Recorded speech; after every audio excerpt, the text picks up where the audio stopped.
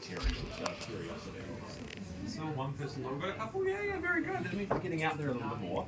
Believe it or not, but tinfoil is becoming more and more commonly used as opposed to something like plasticine, clay, fiberglass, any of those things that we used to make our sculptures out of. You can see a bit of this work going on around me here. Like, I mean, look at this one up here.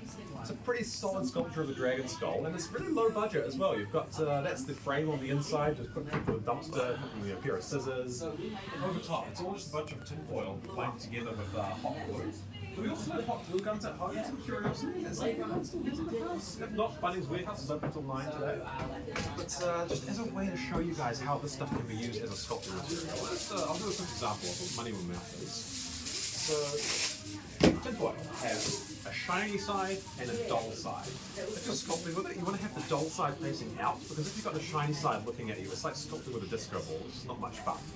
You take some tinfoil, get it a little bit wrinkly like that. You can stop there and take it down to your local art gallery and put it up on the wall, and they'd give you $1 million for that. But if you want to sculpt with it, what you want to do, fold it over a little bit, and then maybe sort of make a bit of a calorie-free kebab or something like that.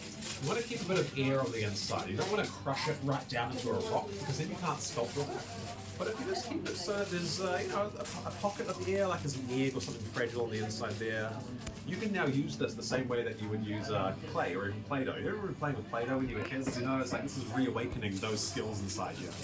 And so I am by no means a sculptor, but if you just bear with me, I'll twist that one around.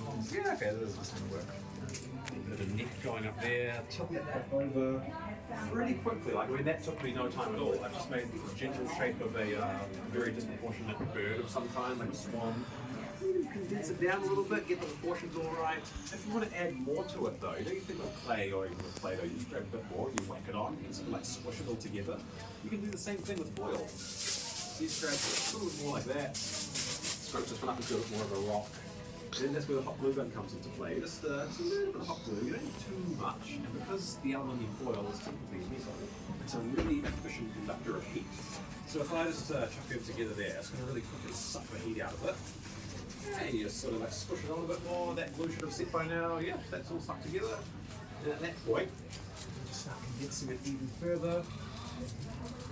Got a bird with a big butt. I cannot lie. But then the last step is to grab, everyone all got these at home, I'm sure. Yeah, you just grab one of those and you can smooth out some of those details there. And you can use the other end of the spoon, you can get some details in it, like lines and feathers. The best part of this though is if you do one like that, which sucks, you just recycle it and you can just start again. Unlike clay, where you have to like sculpt something and you fire it in the kiln, you've got to leave it for a bit. And if you do one that's not very good, it's quite disheartening because you've done all that work and it takes ages. Whereas this stuff, you can just do heaps of stuff, just bang, bang, bang it all out, and it's pretty efficient and it's very cheap as well. All of those that you're seeing behind me up there, those are all just tinfoil, hot glue, and spoon. It's about, that's professional grade. You got the face hugger from the Alien films up there hanging down. It's all just tinfoil. Where this comes into play on a movie set, it's a little bit different. We can take it a bit further. You guys see the dragon there? You got that one over there, and there's this one down here. They're made from granite. But if I lift her up, I'll show you. She starts out the exact same way. You guys see that? Tinfoil dragon on the other side. So what we've done there is we've made a tinfoil sculpture, and then we have an outdoor clay that we quite like to use here. This one called Altaia. So this was engineered by one of our artists who works here at Meta, specifically for tinfoil sculptures to make something that you can use on a movie set. So you can buy this from any arts and crafts store these days, like Gordon Harris. It comes in a powder like that. You mix a bit of sea, and then you grab a tinfoil sculpture, like one of this is obviously your work from today, I guess. Yeah, it's like that. You just frost it like you're frosting a cake. Don't lick the spoon though, it's going to turn to stone. But after a few hours, you can get a bit of detail. If you grab a spoon, and on this one, use the end of the spoon to carve some details into the clay while it's still setting. After a week or two, this is going to set all by itself. You don't have to put it in a kiln, you don't have to fire it or anything. It's going to set all by itself. You can do this on your kitchen table if you like. And it goes hard as stone, really. So you can put the stuff outside in any environment. I believe this stuff is used in outdoor theme parks like Universal Studios and Disneyland. You know all the weather those places are subjected to, hurricanes and like really intense heat. Apparently, the stuff Altaia, once it's set, it's going to last for 200 years as certified by the Australian government. So it can go outside any climate for about 200 years. But bringing it back to tinfoil and what you guys can do at home, you might notice on the table behind you there is a plethora of tinfoil. There's a bunch of spoons hanging up the top, and then in the corner there's a bright orange hot glue gun. Give it a shot, guys. We dare you to give it a try while you're here with us today. You might surprise yourself. You might think, oh, I never created bone of a body, but we're trying to dispel that. We're trying to get rid of that. So I'll jump in with you guys to break the ice, but that's up to you guys. Just see what you got. You can build your own creative tool skeleton. You can. You don't feel like you have fun.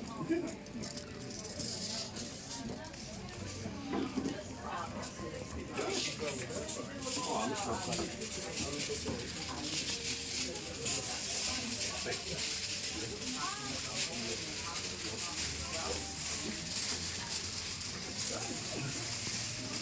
There we go, I've got a little tin foil for running low down there.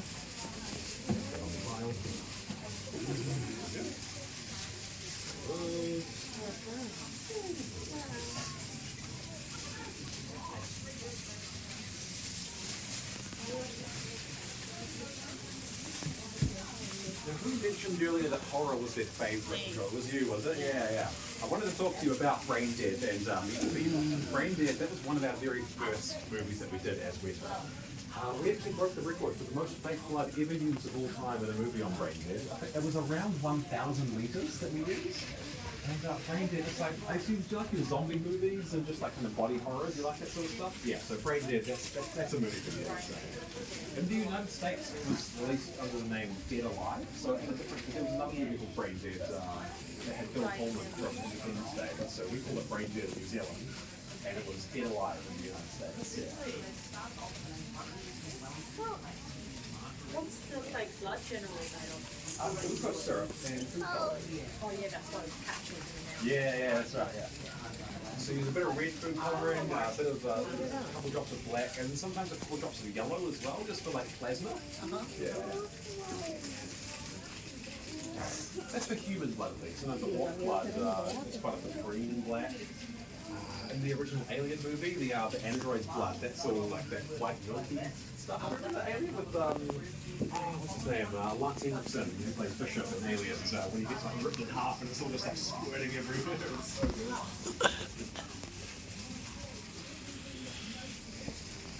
What's everyone got coming together? Have I seen, what have you got coming out there? Is it It's going to be a party. Yeah, I was going to say, I thought I could see the arches at the top. Yeah, very nice. How did you start it?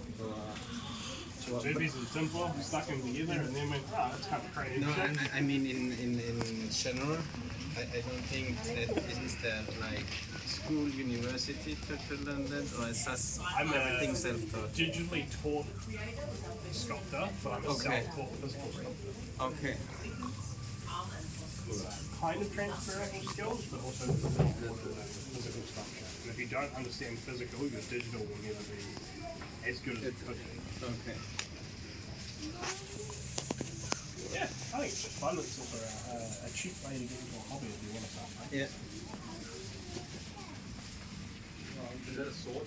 And the colors, that's then painted or sprayed, or is it different color? Different color tinfoil. Okay.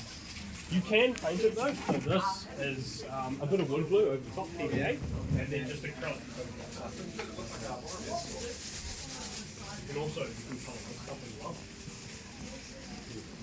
And that is, if you ever see people with coloured concrete, the way they do that, Yeah, it's yeah. like a tinted powder that they add to it. Yeah. It's the same way that you would do that as a green. Okay. Yeah. And the idea is rather than having the thing painted, I shouldn't have to keep repainting it, right? It's Yeah. already that colour, it should stay that colour. Yeah. I quite often, I like to grab two. And just like hold them like they're one piece.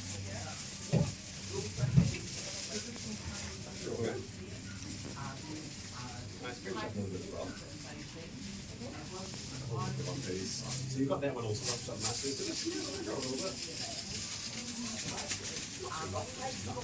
And then you've got two like that. I quite often like to get. You could do it, why don't you? Maybe if you brought that one over there. Yeah, that could work. I'm going to take two of the ends as it's like a diamond shape and sort of fold them over a little bit. Yep, that'll work. And then what you want to do is kind of turn it into, that's why I mentioned before, the calorie-free kebab. So you sort of like got or even like a bouquet of flowers, something like that. And then just condense the other end down as well. But you don't want to crush all the air out of the middle. You want to make sure there's a nice little pocket of air going on the inside. You can smooth out both the edges. So it looks a bit like the matrix of leadership from Transforming the Revenge of the Horde. Just like that. Usually it's just kind of applying something. Yours, I would recommend using this in here as the head, because you want that tail to be really nice and pointy, so you've got a good natural tail coming together there. Depends on the day. So I'll probably pull